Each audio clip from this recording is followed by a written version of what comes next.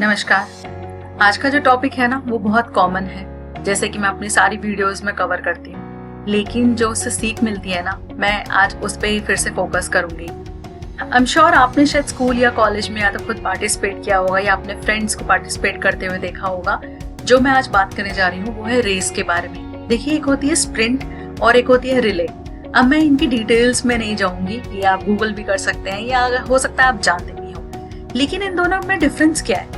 देखिए, मैं स्प्रिंट में बाद में आऊंगी। अगर आप रिले रेस की बात करते हैं तो रिले रेस में कम से कम 3 से 4 और ज्यादा लोग भी हो सकते हैं, प्लेयर्स होते हैं, पूरी एक टीम होती है जो पार्टिसिपेट करती है और उसमें उनके हाथ में एक बैटन होता है जो उन्होंने अपने दूसरे जो प्लेयर है उसको पकड़ाना पड़ता है। और जो बाकी टीम्स हैं उन सब में जो कंपटीशन होता है वो ये होता है कि कौन सबसे जल्दी इस पर्टिकुलर कोऑर्डिनेशन कंप्लीट करके जीतेगा।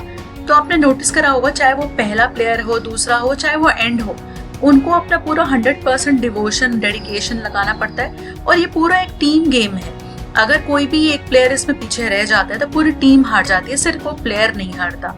सिमिलरली अगर मैं स्प्रिंट की बात करूं, स्प्रिंट में टीम वर्क नहीं होता, स्प्रिंट में एक इंडिविजुअल वर्क होता है जिसमें कि हमें शॉर्टेस्ट डिस्टेंस या कोई भी डिस्टेंस ले लीजिए, वो एक शॉर्टर टाइम फ्रेम में कवर करना पड़ता है और हमें काइंड ऑफ कहते हैं ना कि रिकॉर्ड तोड़ना पड़ता है ताकि हम जीत सकें और सामने वाले को बीट कर सकें। और उसमें हो सकता है हम अपना रिकॉर्ड तोड़ें या सामने वाले का रिकॉर्ड तोड़ दें, तो वो भी एक मैटर करता है। लेकिन देखिए, जो इन दोनों रेसेस को आज मैं जो प्रेजेंट कर रही हूँ उससे हमें क्या सीख मिलती है। देखिए, रिले रेस हम अपने लाइफ में जो अप्लाई करते हैं तो वो हमें हर फील्ड में चाहिए।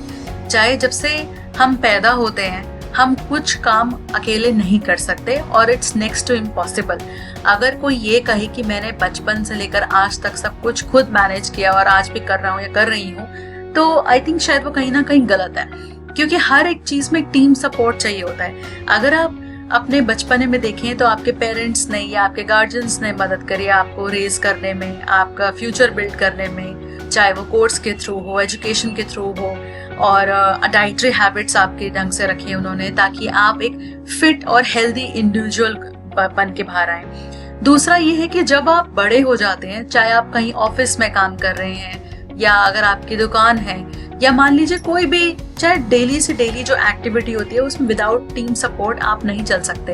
अब जैसे मान लीजिए आप दुकान पे हैं या मान लीजिए आप ऑफिस में काम करते हैं, तो अगर आपका जो बाकी एम्प्लॉइज हैं या जो कोलीग्स हैं अगर वो आपको सपोर्ट नहीं करेंगे तो आपको लगता है आप ग्रो कर पाएंगे। It is just not possible. एक छोटी सी छोटी चीज के लिए भी हमें कई बार अपने कोलीग्स का सपोर्ट चाहिए होता है। सेकेंडली, अगर मैं आपको कोई और बड़ी एग्जांपल दूं, उसमें यह है कि जैसे मान लीजिए कंस्ट्रक्शन वर्क। अब मान लीजिए आपको अपना घर बनवाना है या कुछ रिपेयर वर्क भी करवाना है, तो क्या आप अकेले कर पाएंगे? पहली बात तो ये है कि आपको जो भी सामान है वो जाके परचेज करना पड़ेगा, उसमें भी कोई सेकंड पर्सन इन्वॉल्व है, आप अकेले नहीं कर सकते। सेकेंडली, जो भी आपका घर में रिपेयर वर्क करने आ रहा है तो आप हाथ बटा सकते हैं, लेकिन आप सारा काम इकट्ठा नहीं कर सकते। तो देखिए, जिस्ट इस पूरी कॉन्वर्सेशन की ये है कि हम कोई भी काम अकेले नहीं कर सकते और जब तक हम कोऑर्डिनेशन में काम नहीं करेंगे हम अपनी तो छोड़िए, हम दूसरे की तो छोड़िए, खुद ही ग्रो नहीं कर पाएंगे।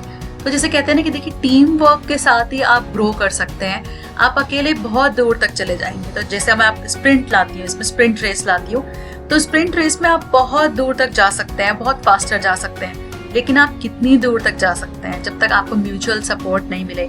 कभी ना कभी तो आप बीच में थोड़ा रेस्ट लेंगे ना, और अगर उस वक्त उस जर्नी को कोई और आपके कंप्लीट करे साथ मिलके, तो एक बात ही अलग हो जाती है। तो सोच के देखिए और बताइएगा अपने थॉट्स मेरे को इस पर।